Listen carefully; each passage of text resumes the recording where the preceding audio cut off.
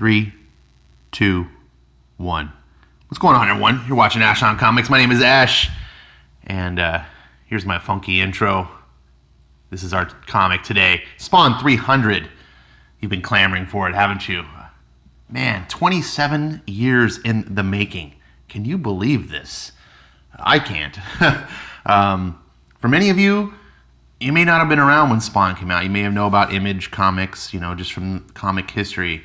I'm getting old, and this was the comics when I left comics. I don't remember how far I got into Spawn. I need to go dig through my comic boxes, which I haven't opened in 20 years. I'm kind of afraid to, because things can happen to things over time. Mold, mildew, things creep in you don't know about. So hopefully that never happened to my collection, but it's that anticipation.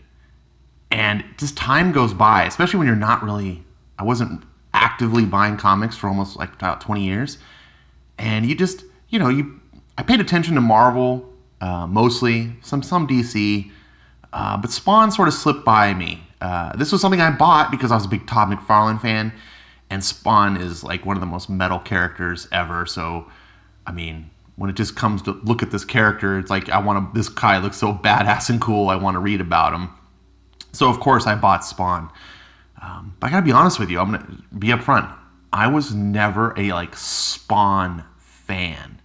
So that it kind of slipped in the back of my mind. I just was like, oh, okay, cool. And then when I came back into comics, I just wasn't even thinking about Spawn. I just, and I was like, you come into the store and see Spawn on the shelf. You're like, oh, dang. And then you see the numbers. It's like in the 260s. I'm trying to remember what 270s when I came back. And I was like, wow, I feel old. It's like all that time it's like just crunched together. And it's like yesterday. So here I am. I got the Spawn 300. I jumped back into Spawn with 296. Whoops. I always do this wrong. Come on. 296 here. This is the one I got, and I want to talk about it.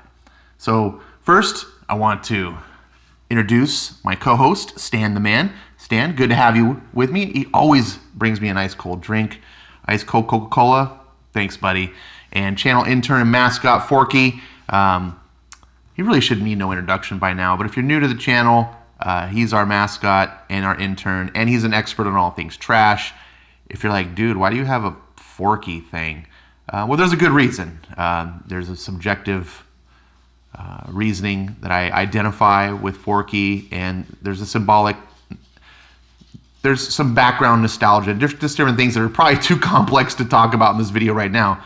But needless to say, we all have those sort of things, right, that reach out to us and mean something extra special to us because of our own life experiences and things like that.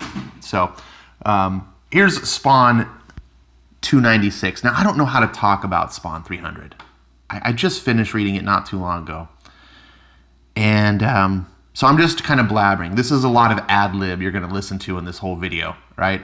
And I don't know if necessarily if I want to review it. I just kind of want to talk about my experience with Spawn and coming back into comics, enjoying, trying to get into Spawn and so forth. Now, one of the things that I like about the Spawn comic itself, and Todd McFarlane, I'm a fan of Todd McFarlane as an artist. I'm not too big a fan of his writing. We'll get into that. But I like the guy as an artist, and I also like the guy as a creator. He's never sold out. You know what I'm saying? This guy has always been true to himself. He's a little bit, comes off as an arrogant prick sometimes, I think. But I just think that's part and parcel of just being true to yourself.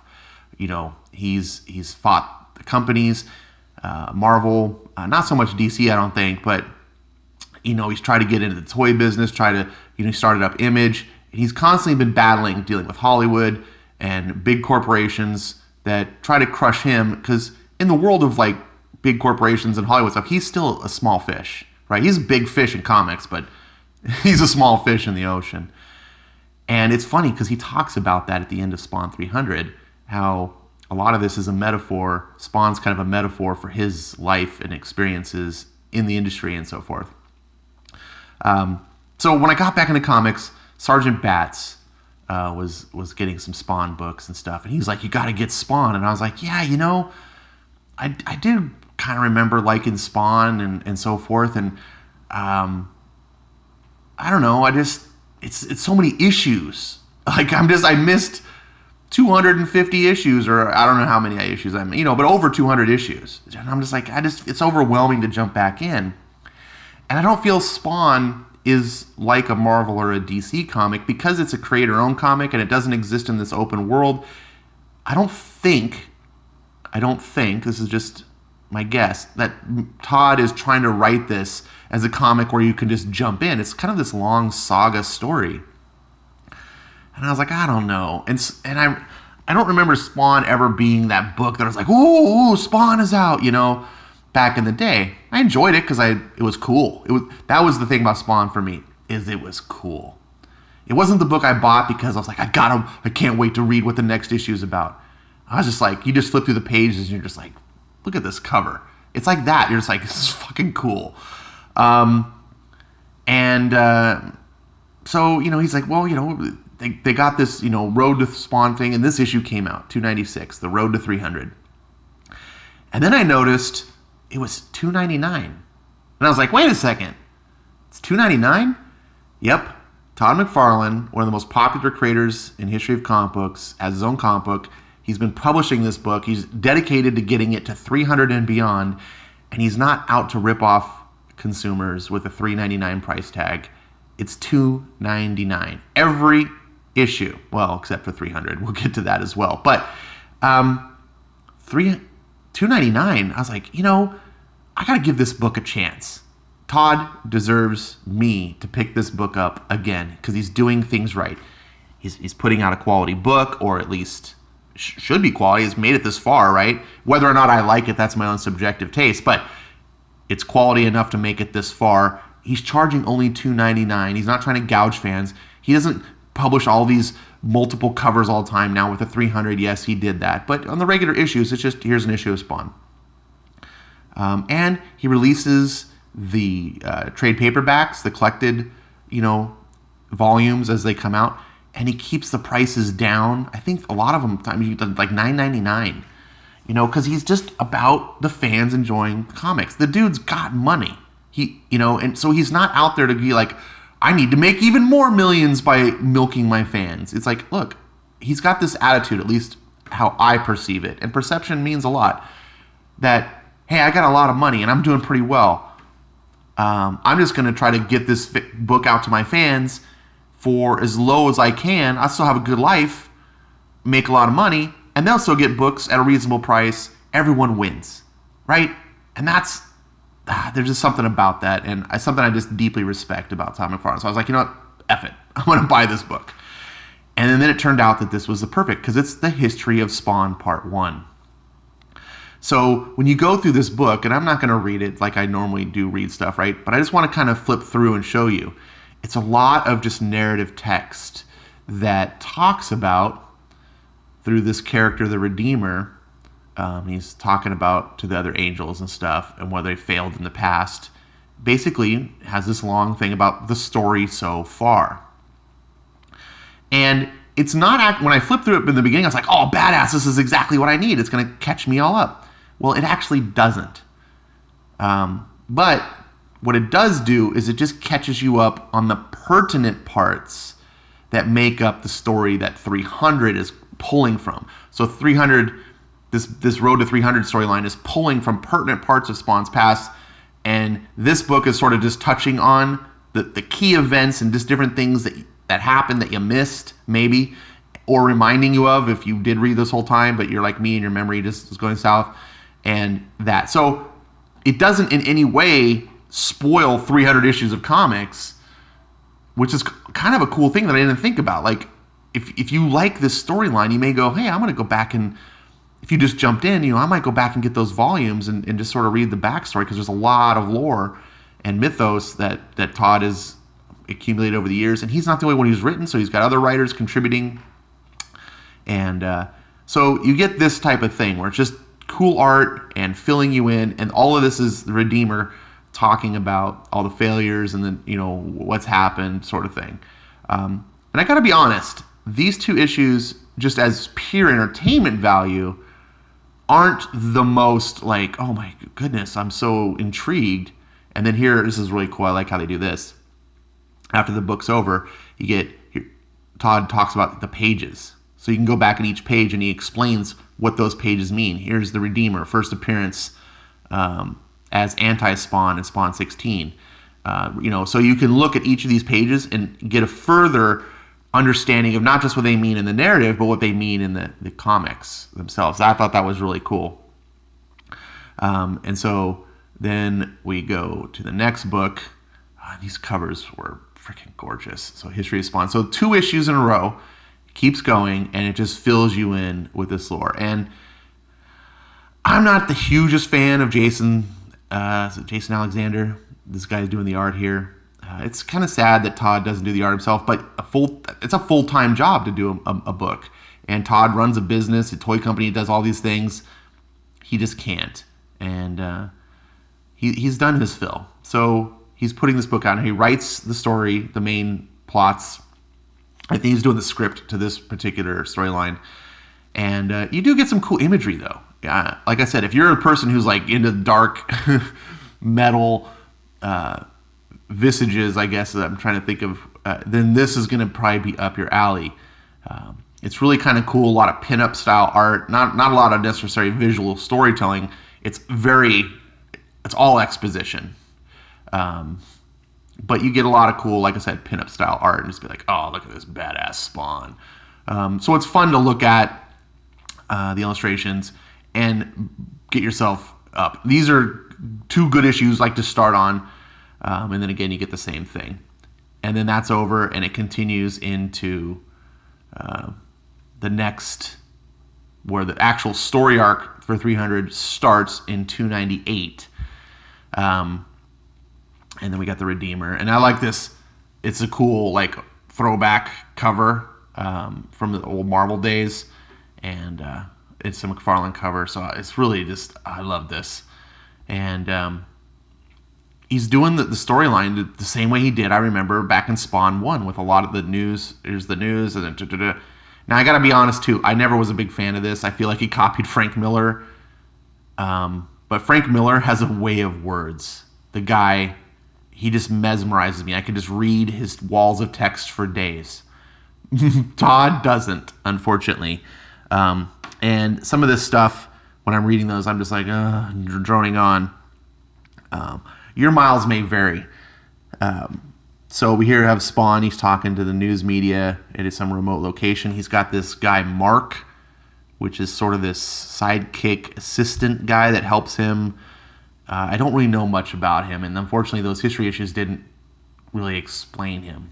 Like I said, they didn't. Those issues didn't really like bring you up to speed in the Spawn universe. I think maybe Todd could have done with maybe like a side issue, like a single one-shot issue, the way Marvel's doing right now with Mark Waid, the history of the Marvel Universe, something just that sums up the lore, who people are, what, that could have really helped for people jumping back in, or even just new for the first time. So, all you need to know is this guy's some assistant. He's working for Spawn. I don't understand his motivations as part of my problem. He clearly is working for him, wants to help him, but at the same time, I feel like he doesn't. Is Spawn kind of keeping him against his will? I don't know. Spawn's got all these dark powers that I don't remember in the past, which, makes sense. He didn't know his powers in the beginning. So we just get a lot of this character Mark in this issue. And people are after him because they're trying to find Spawn, and he gets interrogated by the FBI. And it turns out the FBI are really demons and stuff. Spawn shows up at the last minute, like, liar, where is he? And then snap, and here comes Spawn. And he's just, here you go. It's metal. It's people ripping people to shreds. Because it turns out these are angels. And here we go. This is what I'm talking about, that he copied Frank Miller. And this is just out of control. Like, look at this wall of text. It kind of drones on. The only one that was kind of interesting is like this guy, who's kind of he's kind of a parody of Alex Jones type. Yeah, and it's that's sort of interesting, but honestly, you're like reading and you get down to here and you're like, oh, I don't know, I'll force my way through. Okay, this guy's you almost want to skip him. So we're revisiting some characters that are the past from Spawn books that were during my absence, like this Nyx character, and this, is it Jessica Priest? I think's her name. They have a past with Spawn. Some of this stuff didn't mean a whole lot to me. I think it will to longtime readers. Spawn is essentially at war with heaven and hell, is what happens at this point, to sum up everything. And here we get these fight leading up to Spawn 300. And let's get to 299 real quick. Another one of the throwback Spider-Man. I'm pretty sure this was a Spider-Man issue cover, like an homage of Todd after himself. And Spawn's fighting with these angels in heaven. And one of the things that I'm not a big fan of is, and this wasn't really the case. I mean, Spawn always, as a Hellspawn, was always an enemy of heaven. Back in the day, remember issue 10, the first appearance of Angela, it's kind of weird now, she's in Marvel Comics. They even reference her in this storyline. So back in the day, he was always an enemy of heaven, but that's because he was a Hellspawn. Now, it's all, here's the wall of text again. How do I say this? Essentially, heaven is no different than hell in Spawn lore, in Spawn's universe. And that kind of bothers me. I'll be forthcoming, transparent. I'm a Christian, so I actually believe in God. And I'm reading these stories, and I have this problem a lot of times. It's hard for me to read fiction that deals with biblical concepts like heaven and hell and God and Satan and so forth, because I have a clear vision of what that is. And people like seculars like Todd or whatever, people that don't believe in God or aren't, when they write about that stuff, they write it drastically wrong. It's like worse than Tom King on Batman. It's just, what is this? And Todd is no different. Here we get to see Spawn in his true form. Spoiler, in case you cared. What was this? Oh yeah, see, here we get, Spawn, only $9.99, Spawn Volume 1, so you can get the original first 6 issues of Spawn, collected volume. That's great. 160 pages, $10. All Todd McFarlane art. This is a classic. This is where you're going to start. So yeah, we're getting now to the big finale. This is the issue that I got. I'm so happy that I got this cover. It was sold out like a minute literally. I called at 10:01. My store opens at 10. I called. I was like, "Can you pull this?" We're like, "Sure." And then I got to the store and they're like, "Oh, we didn't pull it because it was already sold out." I was like, "What?" But then the nice lady that is nice to me had a copy behind the counter. She's like, "Here you go." So I was like, "All right, cool." Always be nice. And remember, kids, always be nice to your LCS, even if you don't agree with them or whatever. Be courteous and nice. It's like you don't ever cuss out the people at the fast food place while you're ordering in the drive-thru. You don't ever do that. If you're gonna cuss people, you always wait till after you got your food. Similarly, in philosophy, you just don't ever be mean to your LCS unless because they can help you. They can really help you, or they can make your life hard as a collector. So be nice to them. So this is pretty awesome. I never even saw this cover. This might have been sold out too. It's pretty jacked. I like it. So this is something that seemed to have gone away. Now, originally in Spawn, they had the counter. One of the premises of Spawn was he was ultimately powerful. He was gifted by hell these ultimate powers. But the caveat was it was a finite number of power. So Spawn could essentially do godly like actions. He could just do anything he wants and consume all his power. Or he could ration it out really slowly and just be a low-level power hero, And I thought that was a pretty neat concept. It kind of appears that they've gone away from that. Like Todd still has it there, but it's not referencing the way that it was. It used to be like Spawn would go do something and it'd be like tink, the timer would appear, and like, oh damn it, he just used more. You know, if he did something really big, you'd see a big chunk fall off. And you're like, oh damn. And he said all along that his goal was by 300, Spawn's power would be used up. So we knew we had 300 issues. And so here we are today. And wow, look at the Greg Capullo art. I always want to say Capullo. Sergeant Batts mocked me for it because I was saying Capullo all the time. Well, I live in Southern California, and there's a lot of Hispanics and everything. You see someone with a name like that and a double L. The double L is the Y sound, Capullo. So I just naturally was pronouncing that. And he's like, dude, it's Capullo. And I'm like, oh. And I never knew, I've always heard it Capullo, like back in the 90s when I discovered him. Like people were like, I don't know, maybe, whatever. It wouldn't be the first time I got names wildly wrong. So it's hard for me to say Capullo.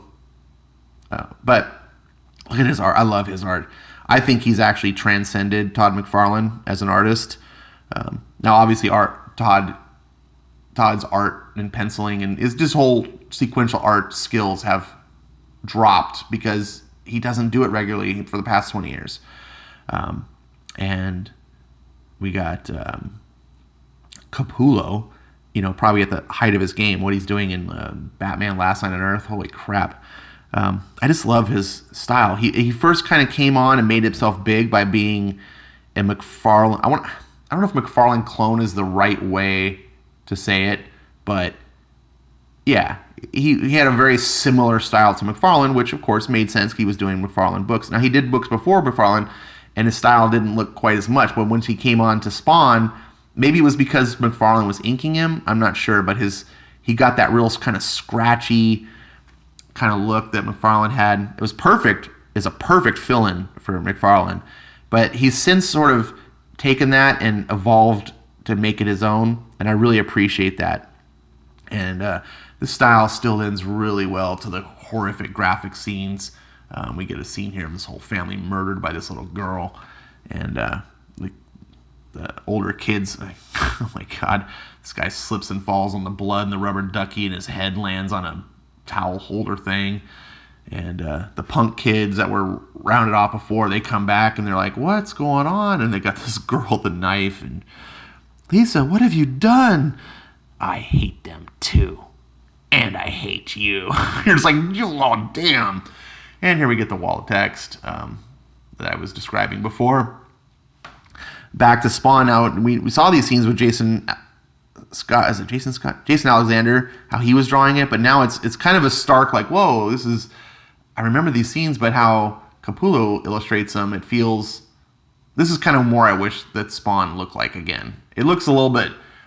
Jason Alexander's style and everything is a little bit too dark and metal. Like, I do like a little bit of a comic feel here, and the bright colors. I love this bright red cape. I mean, this is like Ferrari red. I don't know if it shows up on camera right, but this is a cool scene where he's Spawn's leaving Mark and his like this secret base that their safe house that they have, and he's like, others will come right now, though I know exactly where I need to be. And he's like, what about me?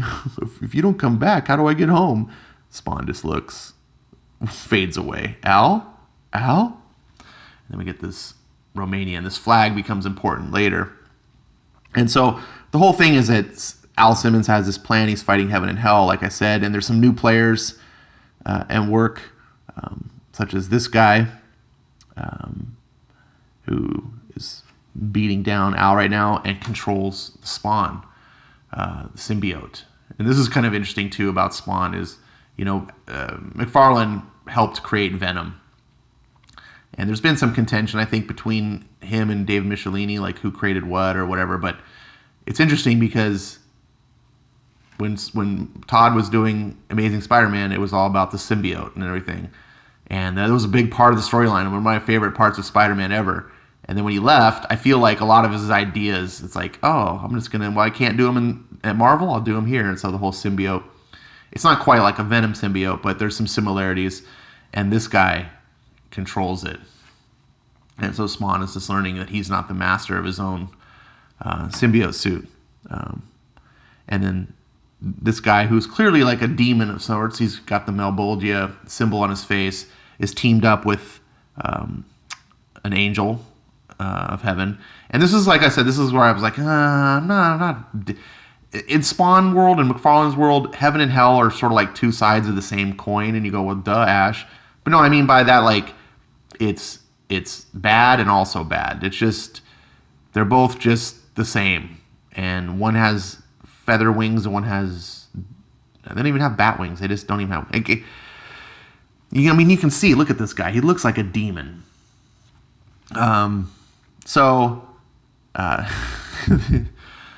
This guy admits that he killed Al's wife, and Spawn's like, that's all I was waiting to hear. And you're just like, oh shit. And boom, just turns and punches his fist into his chest, rips out his heart, and you're like, oh my god. And then this guy just smiles, but, pulls up his tie. Surely you could do better than that. Then you're just like, oh damn. And it turns out, spoiler, that this guy is the original Violator from issue 1. The guy that basically put Spawn on this earth, set them all up. And everything kind of makes sense. The only thing that doesn't make sense is why, if Spawn is able to beat Satan himself, why Violator is a big deal. But here we go. Boom. Countdown still going. It just doesn't seem to make much sense. And so they get in this big fight with Violator. I'm going to fast forward. And Spawn... So Violator peels the symbiote off him. And that's the whole thing, is like, apparently this symbiote gives you god power. And so heaven and hell have been sort of like fighting over it. And there's all this lore about what a spawn is, and there's always one hell spawn. But Al Simmons is like the greatest of all hell spawns. There's a little bit of like Silver Surfer mythos in here, with how Galactus made the Silver Surfer. But he's made lots of heralds, but Silver Surfer is transcended. Spawn is kind of a similar way. And they get the symbiote costume, they peel it off him, as you can see here, and they leave, and Al's lying dead. But they talk about the Spawn hadn't failed. He'd been waiting for the perfect time to throw his spark and light it. And then boom, he like nukes everything.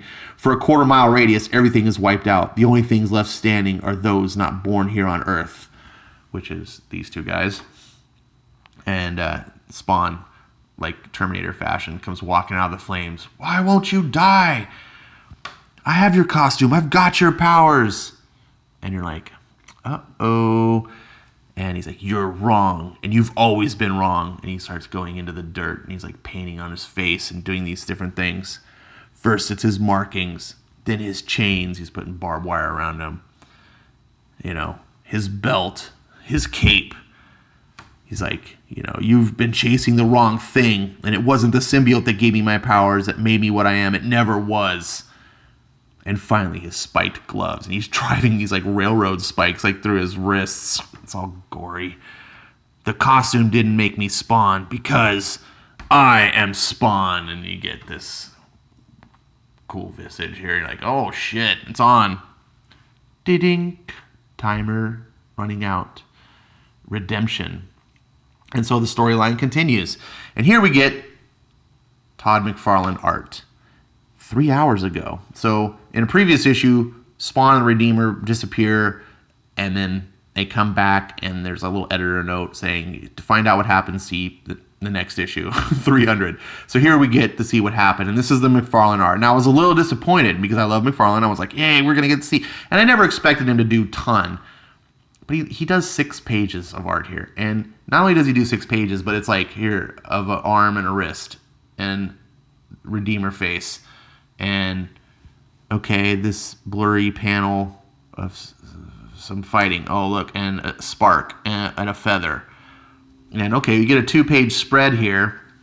This is the best you're going to get, of nice pinup. But, I mean, you get this in a cover, right? I want to see the sequential art. And then, it's basically their confrontation between Spawn and this Redeemer. And interestingly enough, the character's name's Eddie. Eddie, get it? Eddie Brock. And Spawn's like, no, Eddie, because he's basically saying you're war with heaven. You're fighting for the wrong side. And he's like, no, I'm the righteous. I'm the, And he's like, no, they're both wrong. And that's the whole point of Spawn. And he's like, look, if you think I'm worse than anything that's heaven's doing, go ahead and kill me. And eventually he comes to his senses. And the seed that Spawn had apparently planted in him some long time ago allows him to transform. And he transcends into, from Heaven's Redeemer to the Reaper. And he's like the first Reaper in ages. So I was like, oh, that's kind of cool. And then last page is a spark. And then Lost and Found. So with Lost and Found, oh, geez, my voice. Thankfully, there's a pause feature. We go back to Jason Alexander's art. And now that we've seen, and you've been reading the book and seeing Capullo and McFarlane and stuff, you come back to this and it's kind of stark. You're like, whoa, I forgot this is what the Spawn looks like now. And this Mark guy, he's like left alone at this safe house place, and he's like, feels like if Spawn doesn't come back from his war, he's going to die alone out here. So he tries to get away, and he realizes he can't. He's a million miles from nowhere, so he just goes back all dejected. And it turns out that, the forces of heaven are they're trying to get, there was another Spawn during the lore. What's his name? Downing is his name. Jim Downing. And he was the white guy Spawn. And I read a little bit about Jim Downing, and I gotta say, I'm more interested in Jim Downing's character, because he's the only Spawn who was ever a living being. Like all the previous Spawns, like they die, they go to hell, and then Satan gives them some powers to come back and do. But Jim Downing got the powers as a living being, and there was something special about him. He had the powers of heaven and hell, and I was like, wow, this seems way cooler. And it ran, I think, for like 70, like a lot of issues. Like it was a long time that he was the Spawn, and then he came. Al Simmons came back. So I don't know too much about, but I was like, this is a neat character. So here we have two angels, if those look like angels to you, coming. They're trying to find Downing, and Spawn is ready. He's got two old classic characters that he's sort of bent to his will, and they come there to fight. And there's this this is kind of a mess. Like you get this fight, but it's just a lot of like gore and just like, what's going on? Violence. But I can't actually see the action. I just see blood spray and limbs getting ripped. Enough. So it's implied action, but this is a visual medium, and this is where Jason Alexander is not good for this. I want to see awesome, pull the camera back. Let's see cool action scenes. But whatever, you know what happens. And here's what's his nuts I was just talking about. And he's like, that's why I woke you. That's why we've all been awakened. So he's a big character. He's coming back. And I feel like Todd is setting up a lot of stuff besides Omens, besides what is happening just in the 300 issue. I think he's kind of setting up the future here as well. Maybe he's going to have some new books. I don't know. It's going to be interesting. So at first I was like, oh, this is interesting. Who's this? Is this Todd? No, this doesn't look like Todd. It's Jason Scott. God, I'm drawing a blank. J. Scott Campbell. I don't know why like Williams was like stuck in my head. I was like, no, it's not Williams. It's not J. Scott. J. Scott Campbell. You may know him. He was a big image artist. He was one of the original big image artists that weren't founders. He did Gen 13 back in the day. Now all he does is covers. He just doesn't need to draw comics. He just does covers, and people buy them by the truckload. So it was like, oh, Yeah, so here you get some J. Scott Campbell sequential art. You're like, that's something I haven't seen in a long time. And we get this whole scene where, remember Jessica Priest? So she shows up, she's meeting Nyx from before, and Nyx is lying down dead. And I was kind of bummed that they didn't actually have a story of like what happened to her. And she sees that, she like her arm is left down pointing at something. It leaves some clues. And she sees the picture frame, and she gets her knife out and finds a secret door. And then she talks about, Jessica, Jessica marvels at the complexity of what Nyx gathered in this hidden room. Books, files, computers. That's why they killed her, because of her knowledge, not her magic. I've heard rumors that she scared some shadow players. It must have been the secret she knew about them. Not her powers they were afraid of. So here we see Alice. Oh, actually, it's not Al Simmons. That's Wynn. Jason Wynn, Al Simmons' enemy, because he married his wife after he died.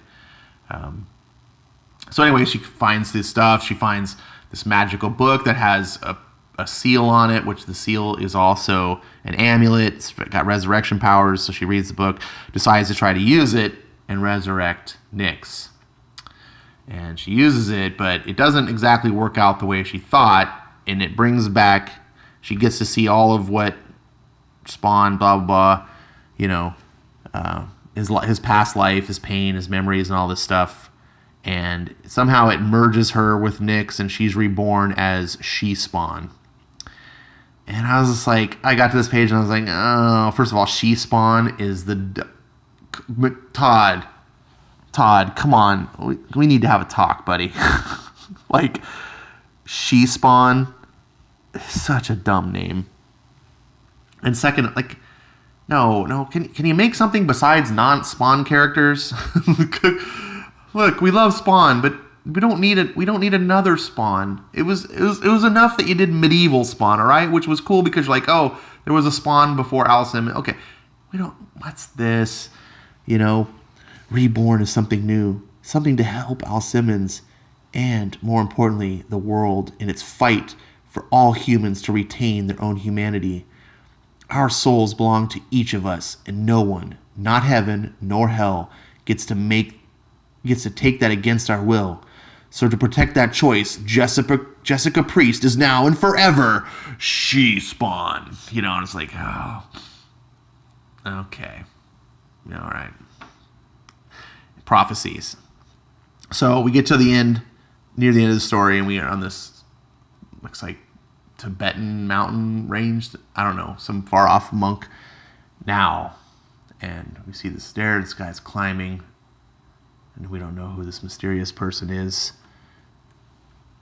But I'm intrigued. Anyone who's got samurai swords, katana, I'm always intrigued. I'm like, okay.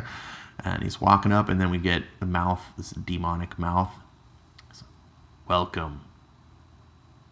He's standing before, and that's it. You're like, what? This is the best part of the book.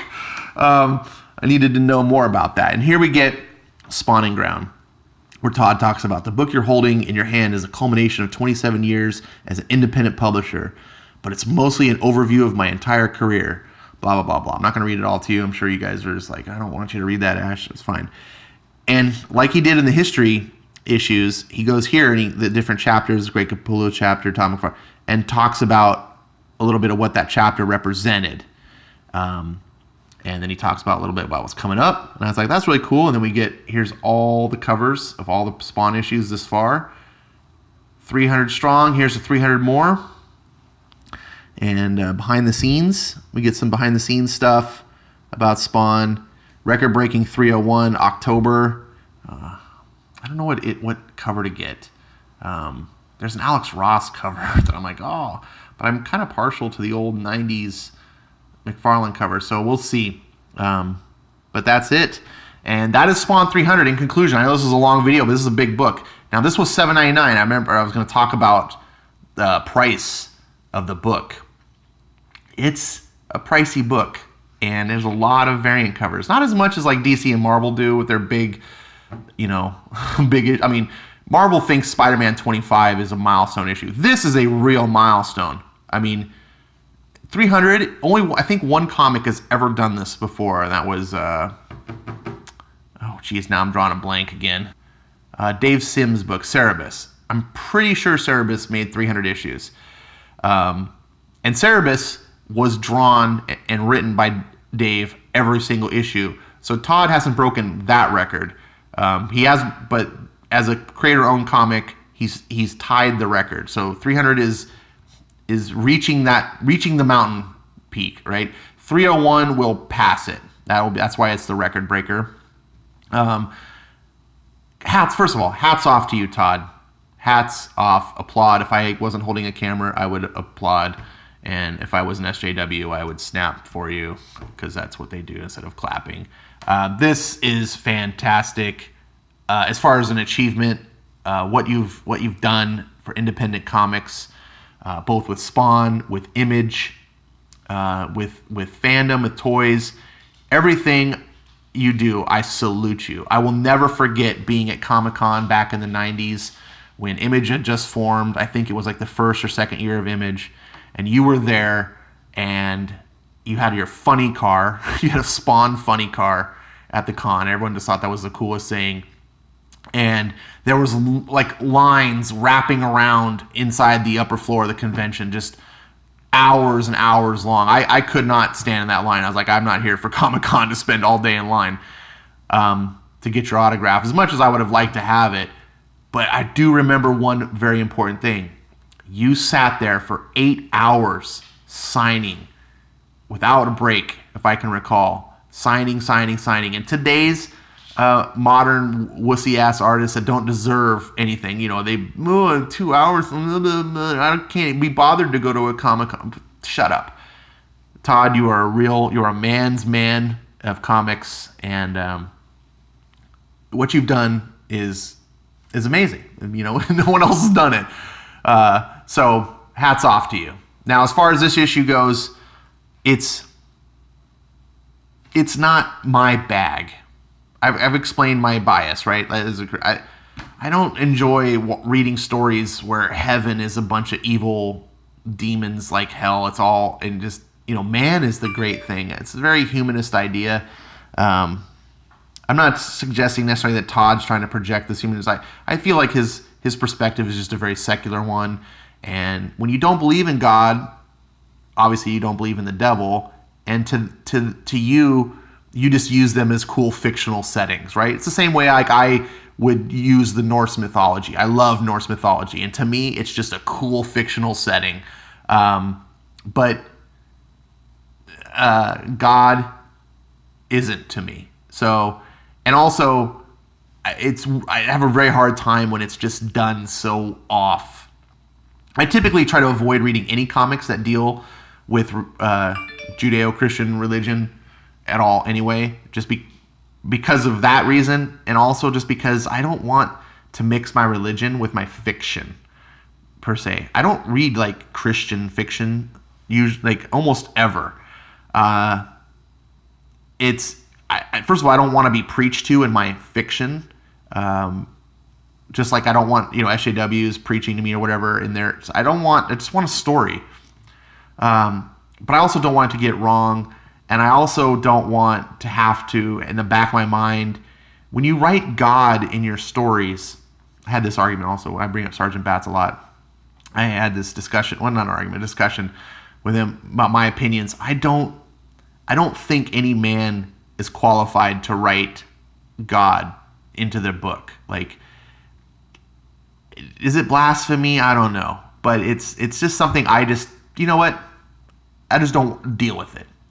And you may not care. You may not be Christian. You may not share my views, and that's fine. I'm not trying to preach to anyone. I'm just trying to give you my frame of reference and where I come from. I enjoy this book, like I said in the beginning, for its cool factor. Seeing this stuff is cool. It's nostalgic. It's metal. I do like some metal in my fiction. I like looking at J. Scott Campbell drawings. I'm not sure. I'm going to wait till 301 to give it a real understanding if I'm going to keep up with this book.